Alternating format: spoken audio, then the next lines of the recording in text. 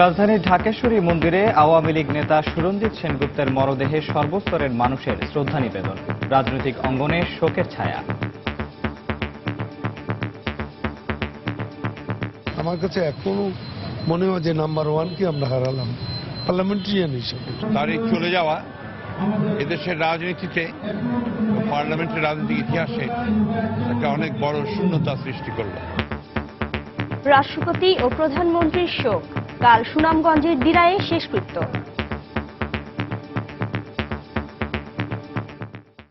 দেখছিলেন প্রধান শিরোনাম। দুপুরের সময় সঙ্গে আছি আমি নিয়ামতুল্লাহ বাবু এবং আমি শিরিন আক্তার। এবার অন্যান্য শীর্ষ সংবাদ। সন্ত্রাস ও উগ্রবাদ প্রতিরোধে দেশের শিক্ষা ব্যবস্থাকে যুগোপযোগী করতে কাজ করছে সরকার। ঢাকায় E9 ফোরামের মন্ত্রী পর্যায়ের বৈঠক উদ্বোধন করে বললেন প্রধানমন্ত্রী। রিজার্ভ চুরির ঘটনায় মাঠ পর্যায়ের অপরাধীরা শনাক্ত হলেও মূল হোতারা ধরাছোঁয়ার বাইরে। তদন্তে বিদেশি সংস্থার উপর নির্ভরতাই কারণ বলছে সিআইডি। দেশে প্রতিনিয়তই বাড়ছে শিক্ষিত বেকারের সংখ্যা। শিক্ষা ব্যবস্থা কর্মমুখী না হওয়াই কারণ বলছেন শিক্ষাবিদরা। দেশে শিক্ষা ব্যবস্থার উচ্চ পর্যায়ে অবহেলার শিকার বাংলা ভাষা। বিশ্ববিদ্যালয় পর্যায়ে মাতৃভাষায় বই খুঁজে না পাওয়া যায় না, উদাসীনতাই কারণ বলছেন শিক্ষাবিদরা। এবং অবৈধ লেভেল ক্রসিংগুলোকে ভিন্ন আঙ্গিকে বৈধতা দিতে যাচ্ছে রেলওয়ে। অতি ঝুঁকিপূর্ণ ক্রসিংয়ে অস্থায়ী ভিত্তিতে 1800 গেটকিপার নিয়োগ প্রক্রিয়া শুরু।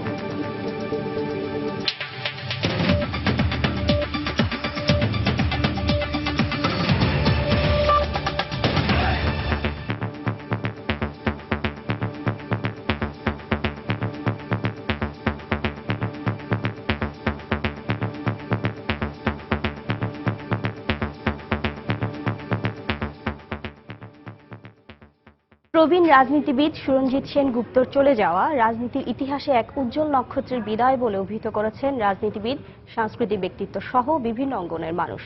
সকালে রাজধানীর জিগাতলায় তার বাসায় ও ঢাকেশ্বরী মন্দিরে মরদেহ দেখতে গিয়ে মন্তব্য করেন তারা।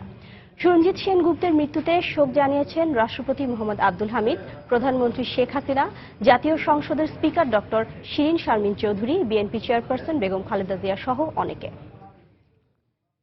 শুক্রবার হঠাৎ গুরুতর অসুস্থ হয়ে পড়েন ক্যান্সারে আক্রান্ত আওয়ামী লীগের বর্ষিয়ান নেতা সুরঞ্জিত সেনগুপ্ত। ল্যাবেইড হাসপাতালে ভর্তি করা হয় তাকে। শনিবার সন্ধ্যার পর থেকে শারীরিক অবস্থার অবনতি হলে এই সংসদ সদস্যকে হাসপাতালের নিবিড় পরিচর্যা কেন্দ্র সিসিইউতে লাইফ সাপোর্টে রাখা হয়। রোববার ভোর 4:10 চিকিৎসকরা তাকে মৃত ঘোষণা করেন। খবর শুনে ভোরেই হাসপাতালে ছুটে আসেন তার শুভাকাঙ্ক্ষী ও দীর্ঘদিনের রাজনৈতিক সহচর। আসেন আওয়ামী লীগের সাধারণ সম্পাদক ওবায়দুল কাদের। তার মতো পার্লামেন্টারিয়ান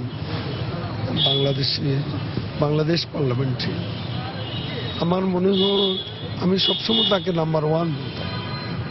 আমার কাছে এখনো মনে হয় যে নাম্বার ওয়ানকে আমরা হারালাম। সকাল 9টার দিকে হাসপাতাল থেকে জিগাতলার বাসভবনে নিয়ে যাওয়া হয় তার মরদেহ।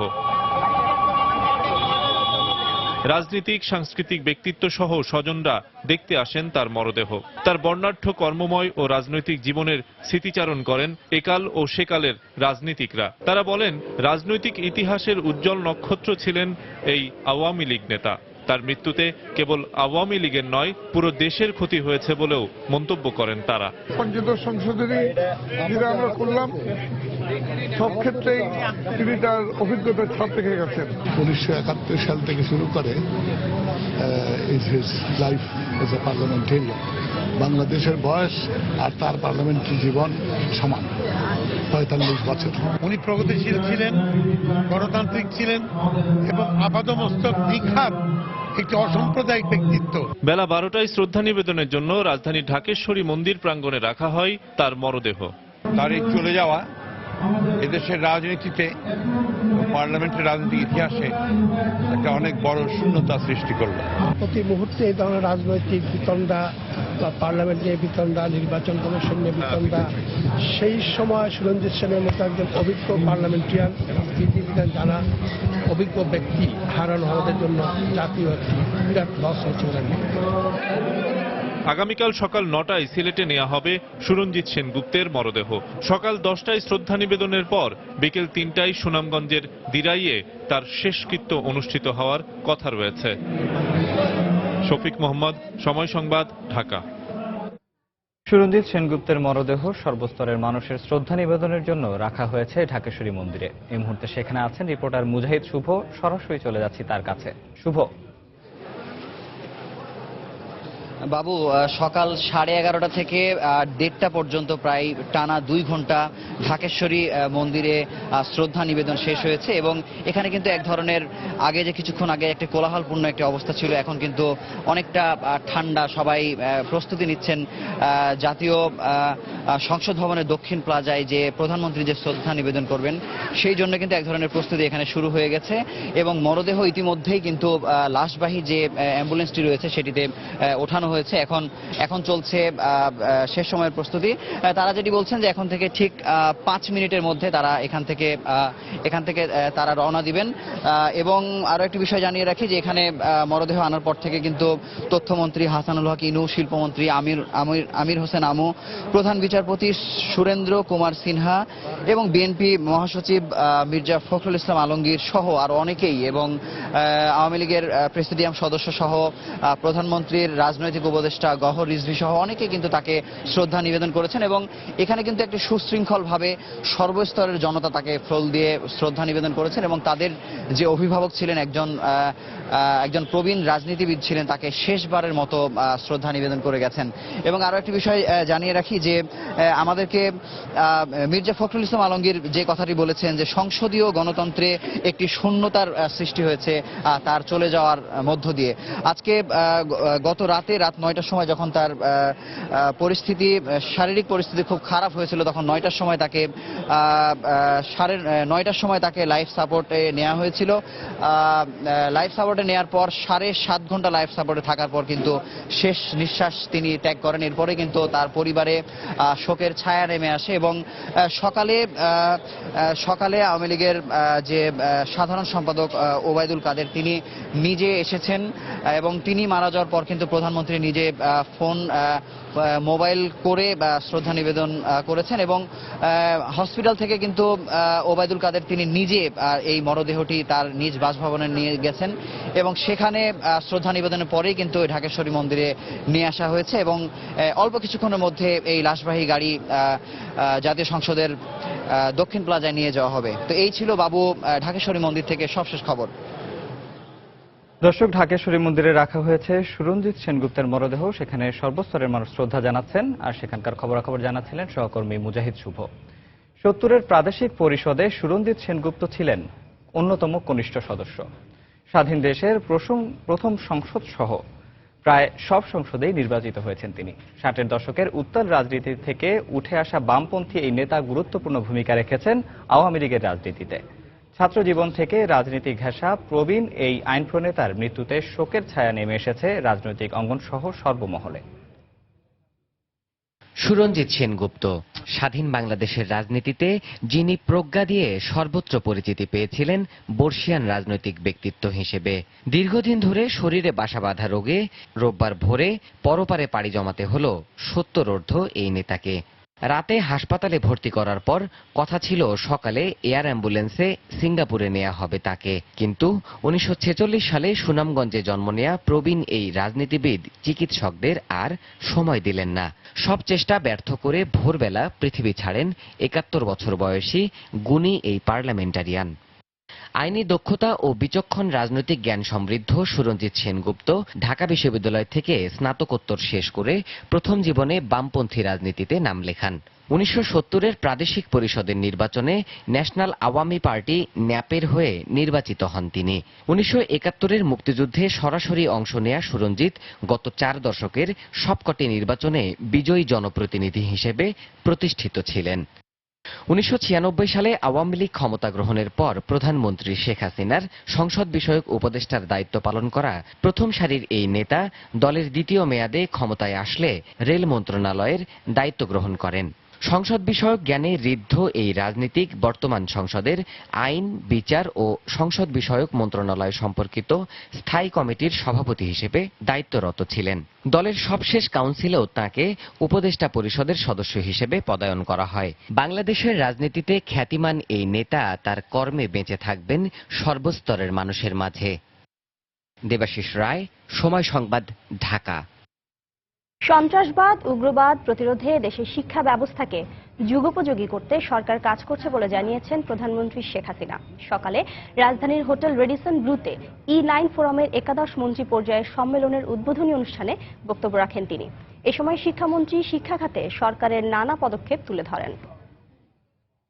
সন্ত্রাসবাদ, সহিংস উগ্রবাদ এবং সশস্ত্র সংঘাত আজকের বিশ্বে মানবাধিকার, শান্তি ও স্থিতিশীলতার প্রতি হুমকি হিসেবে দেখা দিয়েছে। উদ্ভাবন, সমঝোতা ও দূরদর্শী নীতির দ্বারা এসব সমস্যার সমাধান করা সম্ভব। এসব বিষয়কে সামনে রেখে আমরা আমাদের শিক্ষাক্রম ও শিক্ষা উপকরণ সংস্কার করছি। শিক্ষকদের পেশাগত মানোন্নয়নের জন্য শিক্ষা ও প্রশিক্ষণ কর্মসূচির উপর বিশেষ গুরুত্ব দেওয়া হচ্ছে। শিক্ষকতা পেশায় যোগ্য ব্যক্তিদের আকৃষ্ট করা খুবই গুরুত্বপূর্ণ। এই পেশার জন্য একটি দক্ষ জনশক্তি গড়ে তোলার চ্যালেঞ্জ বিবেচনায় নিয়ে নীতিগত উপায় উদ্ভাবন এবং বিশেষ প্রণোদনার বিষয়ে চিন্তা ভাবনা করা প্রয়োজন। আমাদের সরকারের যে বাজেট, সে বাজেট শিক্ষা খাতে সব থেকে বেশি বরাদ্দ দিয়ে থাকি। দুপুরের সময় আরো থাকছে। চট্টগ্রামে আসাদগঞ্জে সুটকি পট্টিতে ভয়াবহ আগুন, ফায়ার সার্ভিসের 12টি ইউনিটের চেষ্টায় নিয়ন্ত্রণে, ব্যাপক ক্ষয়ক্ষতির দাবি। প্রতি বছর উচ্চশিক্ষা শেষে প্রায় 5.5 লাখ শিক্ষার্থী কর্মক্ষেত্রে পা রাখেন, কিন্তু দেশে চাকরির সুযোগ না বাড়ায় শিক্ষিত বেকারের হার বাড়ছে। মাধ্যমিক শেষ না করে যে 40% তরুণ শিক্ষা ব্যবস্থা থেকে ঝরে পড়ছে, তারাও যোগ হন চাকরিহীন মানুষের তালিকায়। বিভিন্ন গবেষণা বলছে, কর্মসংস্থান ও তরুণদের সম্ভাবনাময় ভবিষ্যৎ নিশ্চিত করার ক্ষেত্রে অনেকটাই অন্ধকারে বাংলাদেশ। দেশের চাকরির বাজার আর শিক্ষা ক্ষেত্রের অসামঞ্জস্যতা নিয়ে সেলিয়া সুলতানার 3 পর্বের ধারাবাহিকের আজ দেখুন 2য় পর্ব। আমি ফিলোসফি সাবজেক্টে পড়াশোনা করি, কিন্তু এই সাবজেক্টের দেখি না মানে চাকরির অবস্থা খুব ভালো। একটি বিশ্ববিদ্যালয় থেকে দর্শনে স্নাতক করেছেন এই শিক্ষার্থী, কিন্তু এই শিক্ষার্থীর মতো অনেকেই জানেন না বিশ্ববিদ্যালয়ের শিক্ষা শেষে ভবিষ্যৎ কি। যারা অ্যাপ্লাইড সায়েন্স না, নর্মাল আর্টস বা ব্যাকগ্রাউন্ড বা পিওর সায়েন্সের স্টুডেন্ট, এদের জন্য বাংলাদেশের চাকরি যথেষ্ট অপ্রতুল। আমাদের যে শিক্ষাক্রম চাকরিকে সামনে রেখে করা হয় তাহলে আমাদের জন্য ভালো হবে। আবার অনেকেই ঠিক করে রেখেছেন পড়াশোনা শেষে সরকারি চাকরির পরীক্ষায় বসবেন, তবে সে পথও সহজ নয়। তার জন্য আলাদা করে তৈরি করতে হয় নিজেকে, তাও সেই চেষ্টাও চালাতে হয় বছরের পর বছর। অনার্স 4th ইয়ারে থাকা পর্যন্ত আমি জবের জন্য ট্রাই করতেছি। আমি যে গভর্নমেন্ট চাকরির জন্য কিছুদিন পড়াশোনা করে হয়তো চাকরি হওয়ার সম্ভাবনাটা আছে, কিন্তু প্রাইভেট সেক্টরে আমি জব পেলাম, কিন্তু এটা আসলে ওইরকম সিকিউরিটি নেই।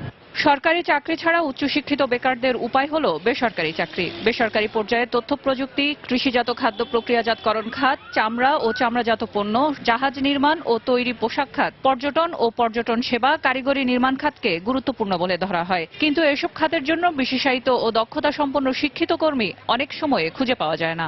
আমাদের ব্যাংকগুলো সব ফ্যান্টাস্টিক ভাবে অটোমেটেড হয়ে গেছে।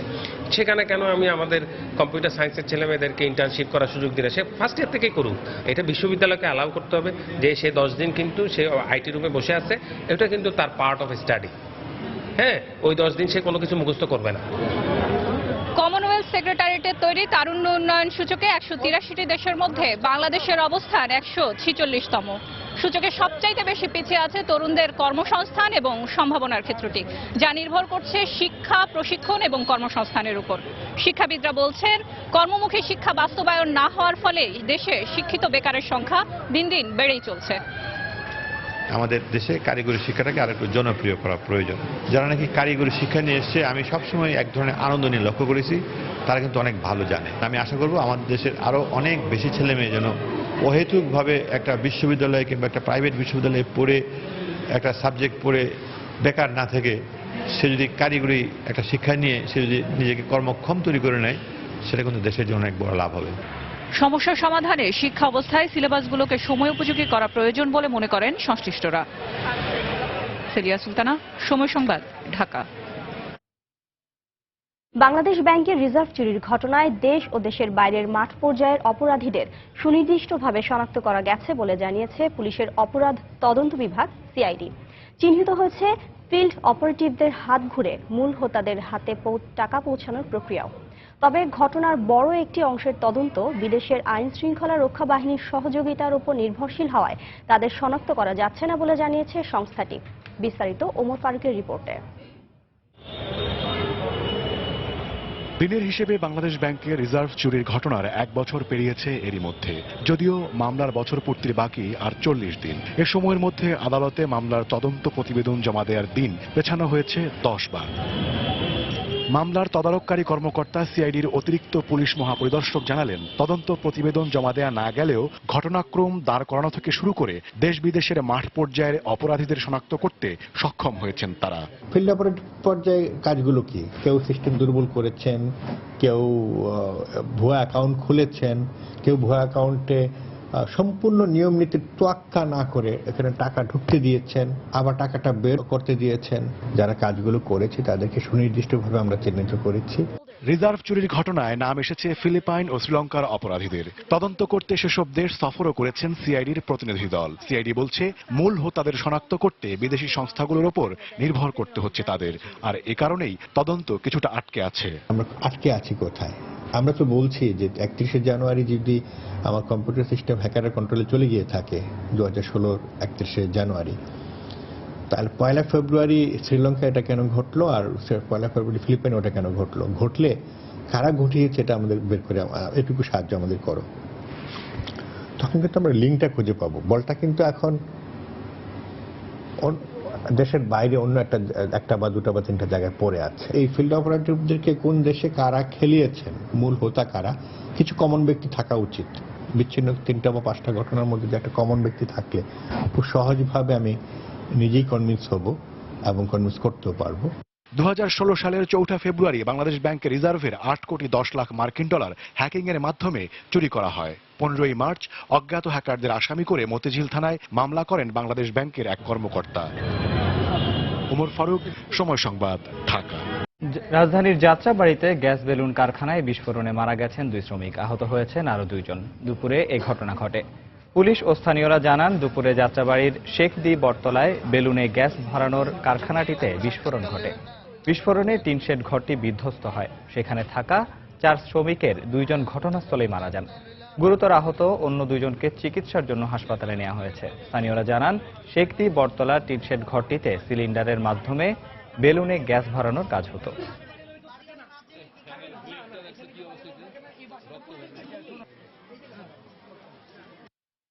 ওরা এখানে ওই যে বিভিন্ন বাচ্চা কাচ্চারা খেলনা বেলুন টেলুন এগুলা ওই কমার্শিয়াল বেসিসে তারা এটা করতো। গ্যাসের মধ্যে লিকুইড গ্যাসটারে সম্ভবত ভরে তারা বিক্রি করতো। ভয়ঙ্কর একটা বিস্ফোরণ ঘটে গেছে বা বিপর্যয় ঘটে গেছে, যেখানে মানুষের শরীরকে চেনা যাচ্ছে না। গ্যাস দিয়ে যে আমরা খেলনা বেলুন এই জাতীয় যে জিনিসগুলো যারা ফেরি করে বিক্রি করে স্কুল কলেজে বা ফুটপাতের সামনে, এরা এই ধরনের ব্যবসায়ী বা এইরকম একটা কারখানা ছিল।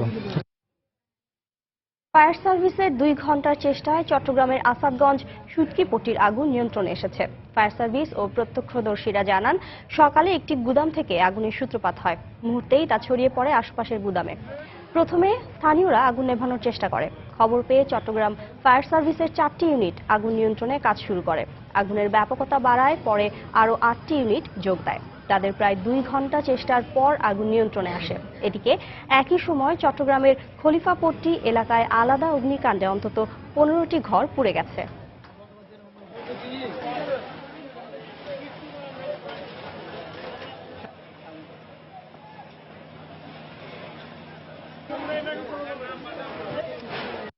সবকিছু কাছে কে বইনা খাবো নাই গো, কিছু নাই বইনারা কি ধরে খাইবো, একটা দিনদার কাপড়ও নাই।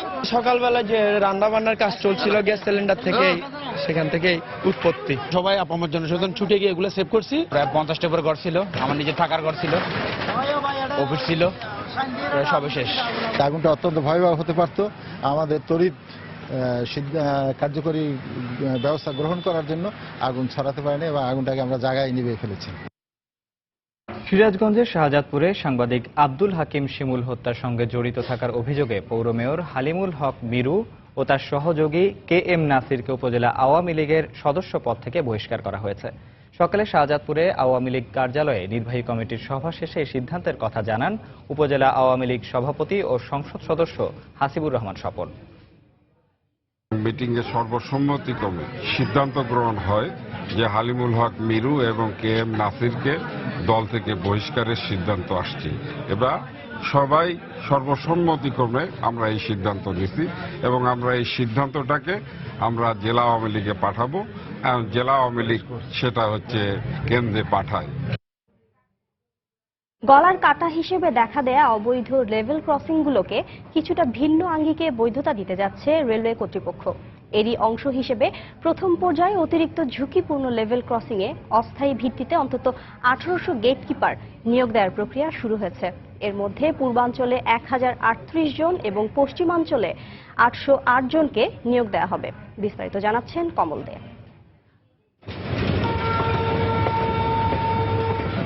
বাংলাদেশ রেলওয়ের পূর্ব এবং পশ্চিমাঞ্চলে 2877 কিলোমিটার রেলপথের মধ্যে বৈধ অবৈধ লেভেল ক্রসিং রয়েছে 2541টি, অর্থাৎ প্রতি 1 কিলোমিটারে একটি করে লেভেল ক্রসিং রয়েছে। এর মধ্যে পূর্বাঞ্চলে 1230টি লেভেল ক্রসিং এর মধ্যে 719টি অনুমোদনহীন, মাত্র 511টি বৈধ ক্রসিং থাকলেও নেই পর্যাপ্ত গেটকিপার। আর পশ্চিমাঞ্চলে প্রায় 1300 লেভেল ক্রসিং এর মধ্যে অর্ধেকের বেশি অবৈধ। ফলে এসব ক্রসিং এ প্রায় ঘটছে দুর্ঘটনা। 2800 কিলোমিটার রেলপথের মধ্যে 2541টা লেভেল ক্রসিং গেট রয়েছে বৈধ অবৈধ। আমরা এদিকে আমাদের 400টা গেট আছে হলো বৈধ আর বাকি 800 গেটই অবৈধ। রেলওয়ের আইন অনুযায়ী যে কোনো স্থানে রেল লাইন স্থাপনে 10 বছরের মধ্যে কোনো লেভেল ক্রসিং তৈরি করা হলে তার পুরো দায়িত্ব রেলওয়ে কর্তৃপক্ষের। কিন্তু এখন যেসব ক্রসিং তৈরি হচ্ছে তার অধিকাংশই তৈরি করছে জেলা প্রশাসন, উপজেলা প্রশাসন, পৌরসভা, ইউনিয়ন পরিষদ, সিটি কর্পোরেশনের মতো সরকারি বেসরকারি বিভিন্ন সংস্থা। তাই রেলওয়ে কর্তৃপক্ষ তাদের বিরুদ্ধে কোনো ব্যবস্থা নিতে পারছে না। রাস্তা পার করছে যেসব অর্গানাইজেশন, সেসব অর্গানাইজেশনের সঙ্গে আমরা যোগাযোগ রক্ষা করে চলতেছি, তারা যাতে এগুলো একটা নিয়মিত লেভেল ক্রসিং গেট করা হয় এবং এই জন্য সরকারের কাছে আমাদের প্রকল্প সাবমিট করা আছে। এদিকে আদালতের নিষেধাজ্ঞার কারণে লেভেল ক্রসিং এর গেটকিপার পদে স্থায়ী লোক নিয়োগও কয়েক বছর ধরে বন্ধ রয়েছে। এই অবস্থায় দুর্ঘটনার প্রতিরোধে রেলের দুটি অঞ্চলে অস্থায়ী ভিত্তিতে 1846 জন গেটকিপার নিয়োগ দেওয়ার প্রক্রিয়া নেওয়া হয়েছে। গেটকিপার নিয়োগের জন্য সার্কুলার দিয়েছি, এটা অস্থায়ীভাবে। তো এই লোকগুলো আমরা নিয়োগ করতে পারলে, যে সকল গেট অরক্ষিত আছে সেগুলা লোক নিয়োগ করতে পারলে আমরা আশা করি এটার সেফটি বা নিরাপত্তা বিধান করা যাবে। গত 6 বছরে শুধুমাত্র রেলওয়ে পূর্বাঞ্চলে বৈধ অবৈধ লেভেল ক্রসিং এ দুর্ঘটনায় 1806 জনের মৃত্যু হয়েছে। কমল দে, সময় সংবাদ, চট্টগ্রাম। মাদারীপুরের কাঁঠালবাড়ি শিমুলিয়া নৌ রুটে লঞ্চ ও ফেরিতে সময় বেশি লাগায় অনেকেই স্পিড বোটে জীবনের ঝুঁকি নিয়ে পদ্মা নদী পাড়ি দিচ্ছেন। এ সুযোগে অতিরিক্ত যাত্রী বোঝাই করে বাড়তি টাকা হাতিয়ে নিচ্ছে স্পিড বোট মালিকরা। অতিরিক্ত যাত্রী বোঝাই ও অদক্ষ চালকের কারণে প্রায় স্পিড বোট দুর্ঘটনায় প্রাণ হারাচ্ছেন অনেকে। সঞ্জয় কর্মকার, অভিজিতের তথ্য ও শাহাদাত আকনের তোলা ছবি নিয়ে ডেস্ক রিপোর্ট। রাজধানী ঢাকার সাথে দক্ষিণাঞ্চলের মানুষের যাতায়াতের অন্যতম প্রধান নৌপথ কাঁঠালবাড়ি শিমুলিয়া নৌ রুট। এই রুটে 87টি লঞ্চ, 17টি ফেরির পাশাপাশি 2 শতাধিক স্পিড বোট চলাচল করে। যাত্রীরা সময় বাঁচাতে 30 টাকা ভাড়ার পরিবর্তে 150 টাকা দিয়ে স্পিড বোটে যাতায়াত করেন। যাত্রীদের নিরাপত্তায় প্রতিটি স্পিড বোটে লাইফ জ্যাকেট ব্যবহারের কথা থাকলেও মানছেন না কেউ। 16 জন যাত্রী ধারণ ক্ষমতা সম্পন্ন স্পিড বোটগুলোতে শুধু দিনের বেলাই নয়, শিশু কিশোর সহ রাতেও 24 জন যাত্রী নিয়ে চলাচল করছে। পাশাপাশি এর চালকরাও অদক্ষ। এতে প্রায়ই দুর্ঘটনায় প্রাণ হারাচ্ছে মানুষ। তাড়াতাড়ি যাওয়ার জন্য আমি যাচ্ছি, কিন্তু এখানে আমাদের ঝড় বৃষ্টি হয়, পথে অনেক ঢেউ হয়, সেই বোট খুব দ্রুত চলে, কিন্তু তারপরে কিছু সমস্যা ঘটে। একসময় দেওয়া হতো যখন বর্ষা ছিল, কিন্তু এখন লাইফ জ্যাকেট দেওয়া হচ্ছে না আর কি। তবে এসব অভিযোগ অস্বীকার করেছেন স্পিড বোট মালিক সমিতির নেতারা। রাত্রে আমাদের পার থেকে বোট ছাড়ি না, মাগরিব আজানের সাথে সাথে আমরা বোট বন্ধ করে দেই, কিন্তু লাইফ জ্যাকেট প্রতি ভোটে আছে। বর্তমানে লাইফ জ্যাকেট ব্যবহার করি না। প্রতি সিটে 4 জন করে যাত্রী বসে, তো লাইফ জ্যাকেট গায়ে দিলে শীতকালের দিন বসতে পারে না। কাঁঠালবাড়িতে নৌ পুলিশের কোনো ফাঁড়ি না থাকায় অনেকটাই দায়িত্ব এড়িয়ে সমস্যা সমাধানে কঠোর নজরদারির কথা জানালেন জেলা পুলিশ সুপার।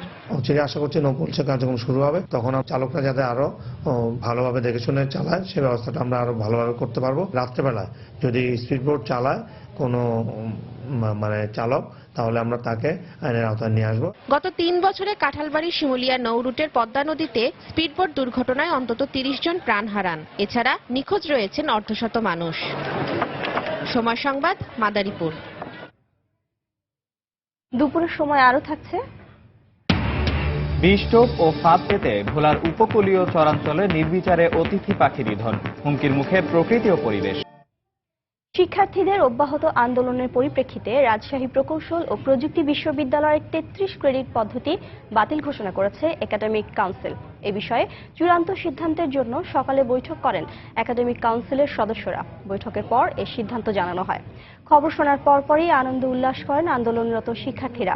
এর আগে গতকাল সন্ধ্যায় উপাচার্যের রুমের সামনে অবস্থান নিয়ে তাকে অবরুদ্ধ করে রাখেন শিক্ষার্থীরা। এক পর্যায়ে একাডেমিক কাউন্সিলের শিক্ষকরা সমস্যা সমাধানে উপাচার্যের সঙ্গে বৈঠকে বসলেও কোনো সিদ্ধান্ত না হয় রাতভর উপাচার্যকে অবরুদ্ধ করে রাখা হয়। গত 28 জানুয়ারি 33 ক্রেডিট বাতিলের দাবিতে বিশ্ববিদ্যালয়ের 14 ও 15তম ব্যাচের শিক্ষার্থীরা আন্দোলন শুরু করে। পরে 31 জানুয়ারি তাদের ক্লাস পরীক্ষা বন্ধ করে দেয় বিশ্ববিদ্যালয় প্রশাসন। 33 ক্রেডিটটা আমরা এখন বাতিল করলাম, আর করা হলো, এটা নোটিশটা পাওয়া যাবে। আর আমার ভুল হলো বলছি, আর যেটা হচ্ছে যে যেটা 14 এবং 15 শ্রেণীতে যেই একাডেমিক কার্যক্রম স্থগিত করা হয়েছিল, সেটা একাডেমিক মিটিংয়ে করা হয়েছিল, সেটাকে আমরা উইথড্র করলাম।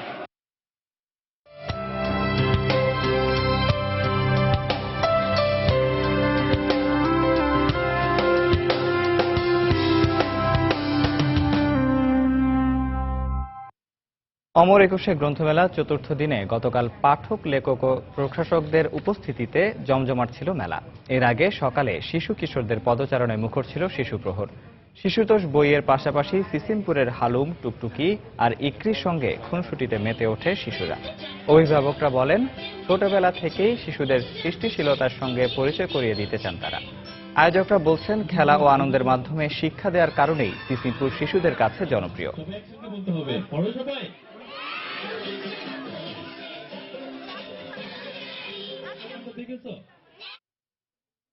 জ্ঞান বিজ্ঞানের বিভিন্ন বিষয়ে ইংরেজি ভাষায় রচিত বইয়ের অভাব নেই দেশের বিশ্ববিদ্যালয়গুলোতে, কিন্তু মাতৃভাষা বাংলায় এসব বই খুঁজেও পান না শিক্ষার্থীরা।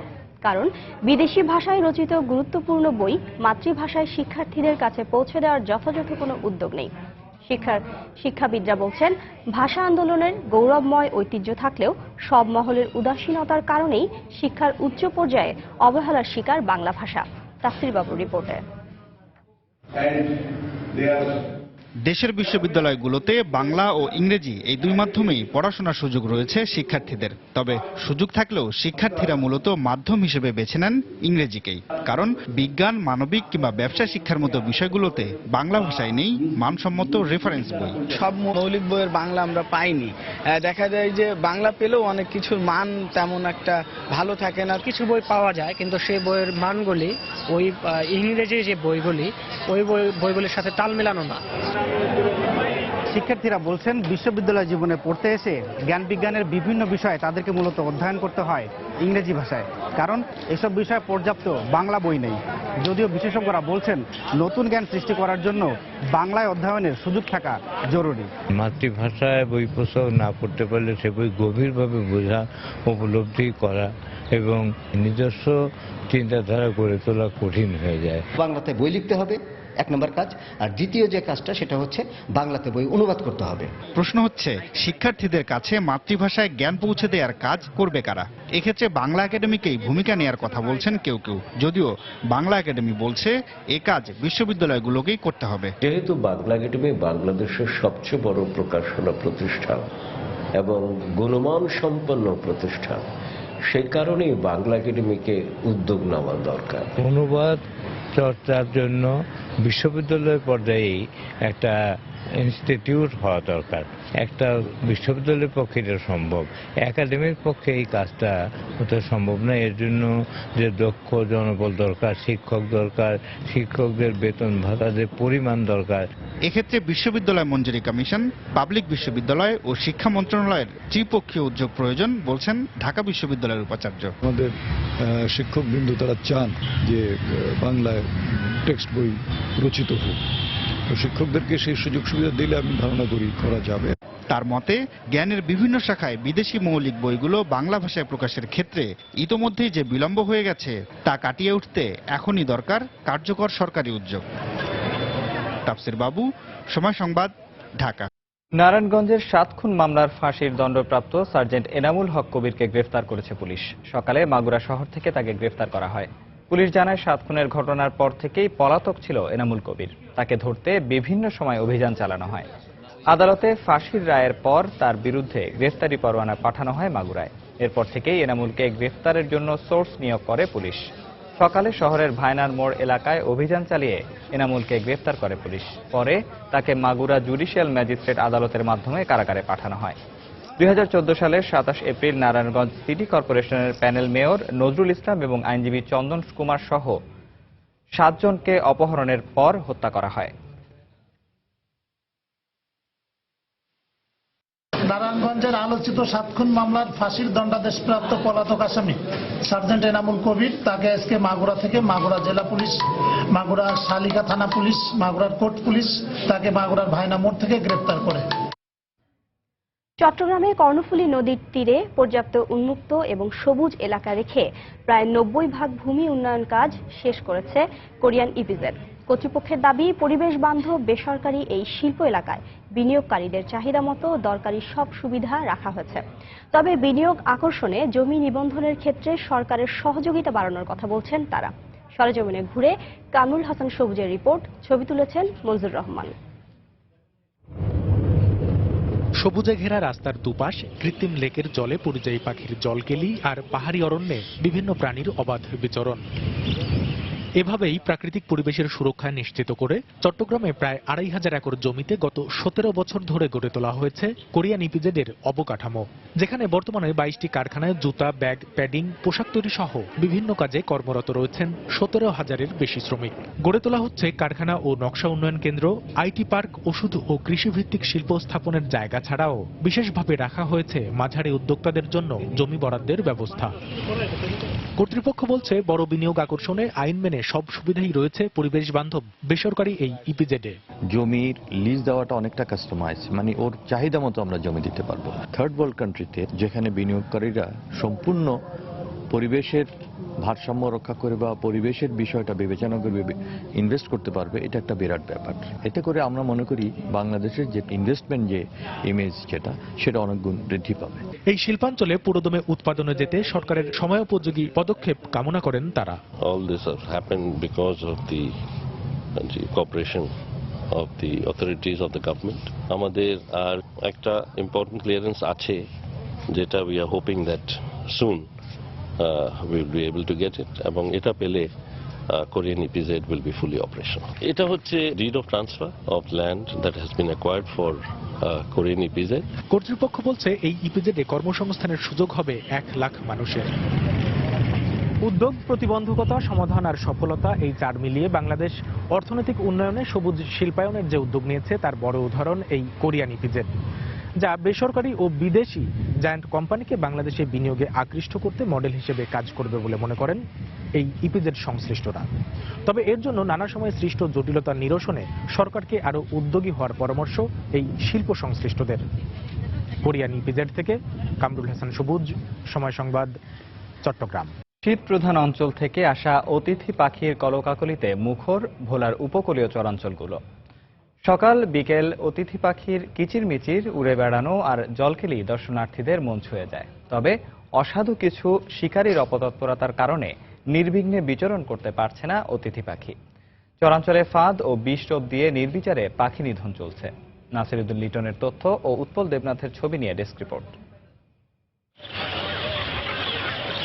বঙ্গোপসাগরের কোলঘেঁষা চর কুকরিমুকরি, চর শাহজালাল, চর শাহজাহান, চর পিয়াল, আইলুদ্দিন চর, চর নিজাম, ডেগরার চর সহ মেঘনা তেতুলিয়ার মধ্যবর্তী নতুন চরগুলোতে সকাল বিকাল খাবার সংগ্রহ করতে দেখা যায় অতিথি পাখিদের। খাবারের সন্ধানে নিজ দেশ ছেড়ে আসা এসব অতিথিরা এদেশে এখন আর নিরাপদ নয়। অসাধু শিকারীরা সিন্ডিকেট করে কারেন্ট জালের ফাঁদ আর বিষ-টোপ দিয়ে প্রতিদিন শত শত পাখি নিধন করছে। বিষ-টোপ দিয়ে মারা কিছু পাখি গোপনে বাজারে বিক্রি করলেও অধিকাংশই নদীতে নদীতে ভেসে যায়। এতে অতিথি পাখির সংখ্যা যেমন কমছে, তেমনি হুমকির মুখে পড়ছে নদ নদীর পরিবেশ। ধানের সাথে বিষ মিকায়া তারা মনে করেন এই শহরে সমস্ত শহর খালি ধানগুলার সিডে বিষ মিয়ানোর জন্য এই আঁশটা ধান খায়া আঁশটা মারা যায়। যে আঁশটা মনে করেন টোকাইলে যা, আর যে আঁশটা মনে করেন থাকা যায় এটা বাসা যায়। বিষ টোপে শুধু পাখির ক্ষতি হচ্ছে না, পরিবেশের অন্যান্য প্রাণীদেরও মৃত্যু ঝুঁকি বাড়ছে বলে জানালেন প্রাণী বিশেষজ্ঞ। মানুষের জন্য তারা মাংসটা নিয়ে নিল, ইন্টেস্টাইনগুলো ফেলে দিল বাইরে, তাহলে এই যে হিমোটক্সিন বা নিউরোটক্সিন এটা কিন্তু জমা হচ্ছে কি ইন্টেস্টাইনে।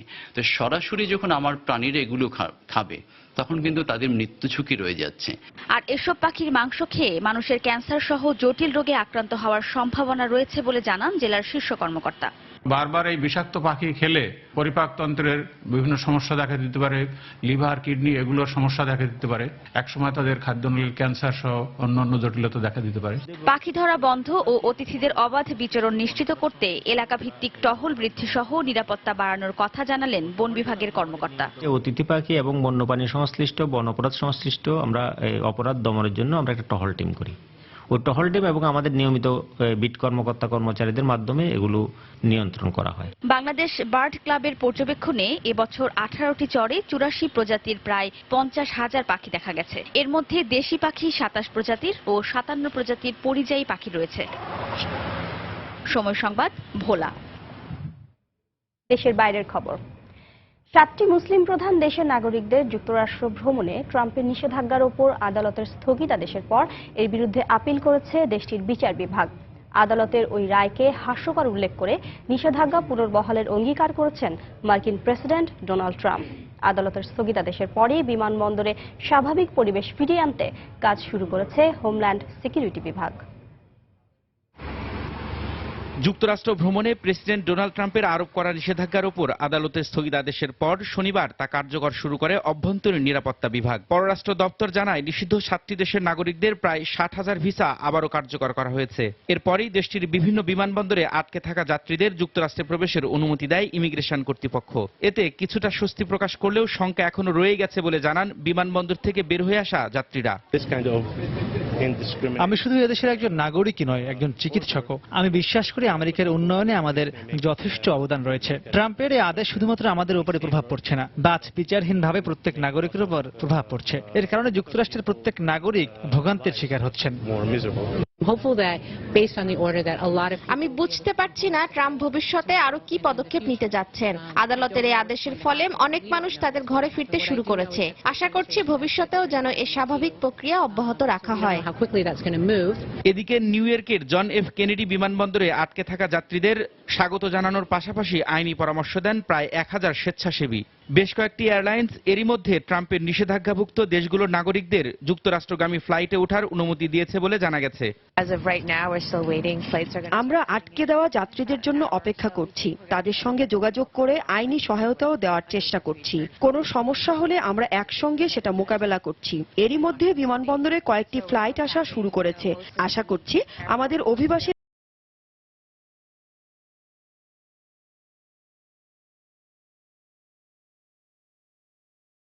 অব্যাহত রয়েছে।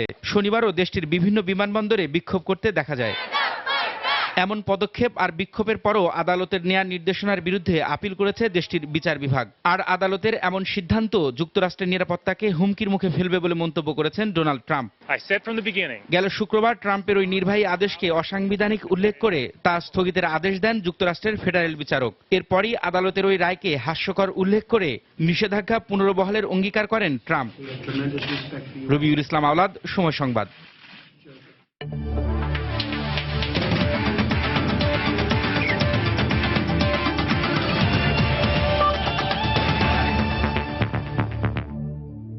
দক্ষিণ আফ্রিকা শ্রীলঙ্কা ওয়ানডে সিরিজের খবর। জোহানেসবার্গে তৃতীয় ওয়ানডেতে শ্রীলঙ্কাকে 7 উইকেটের বড় ব্যবধানে হারিয়েছে দক্ষিণ আফ্রিকা। এই জয়ে 5 ম্যাচ সিরিজে 2 ম্যাচ হাতে রেখেই সিরিজ নিশ্চিত করল স্বাগতিক প্রোটিয়ারা। টসে জিতে লঙ্কানদের ব্যাটিংয়ের আমন্ত্রণ জানায় দক্ষিণ আফ্রিকা। শুরুটা ভালোই করেন দুই ওপেনার দিকওয়ালা ও থারাঙ্গা। তবে দলীয় 60 রানে উপুল থারাঙ্গা ব্যক্তিগত 31 রানে আউট হয়ে গেলে শুরু হয় শ্রীলঙ্কার ব্যাটিং বিপর্যয়। এক প্রান্ত আগলে ওপেনার দিকওয়ালা ওয়ানডে ক্যারিয়ারের দ্বিতীয় 50 তুলে নিলেও বাকিরা ছিলেন আসা যাওয়ার মিছিলে। এর মধ্যে বেশিরভাগ ব্যাটসম্যানই ব্যক্তিগত রানের খাতা 2 অঙ্কের কোটা পেরোতে পারেননি। শেষ পর্যন্ত দিকওয়ালার করা 74 রানে ভর করে 163 রানের দুর্বল সংগ্রহ পায় লঙ্কানরা। প্রোটিয়াদের পক্ষে প্রিটোরিয়াস নেন 3টি উইকেট।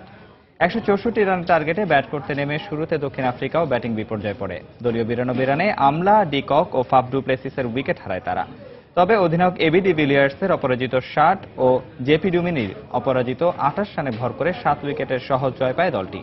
এ জয়ে শ্রীলঙ্কার বিপক্ষে 3-0 এগিয়ে থেকে সিরিজ নিশ্চিত করল দক্ষিণ আফ্রিকা।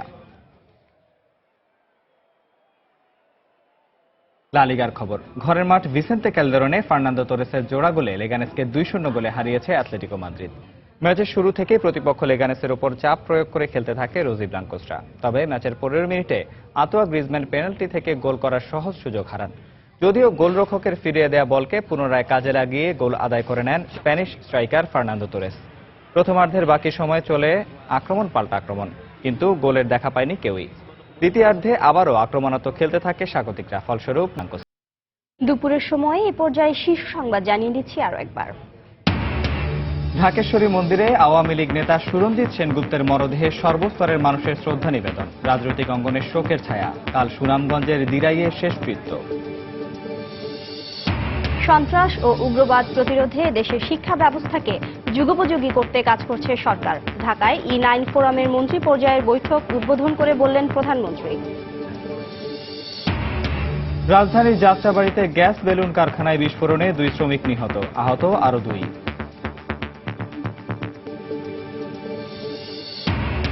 রিজার্ভ চুরির ঘটনায় মাঠ পর্যায়ের অপরাধীরা শনাক্ত হলেও মূল হোতারা ধরাছোঁয়ার বাইরে।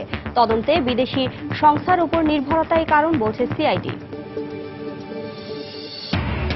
এবং দেশে প্রতিনিয়তই বাড়ছে শিক্ষিত বেকারের সংখ্যা। শিক্ষা ব্যবস্থা কর্মমুখী না হওয়াই কারণ বলছেন শিক্ষাবিদরা। এই ছিল দুপুরের সময়ে। যে কোনো খবর পেতে ভিজিট করুন সময়নিউজ.tv। সঙ্গেই থাকুন সময়।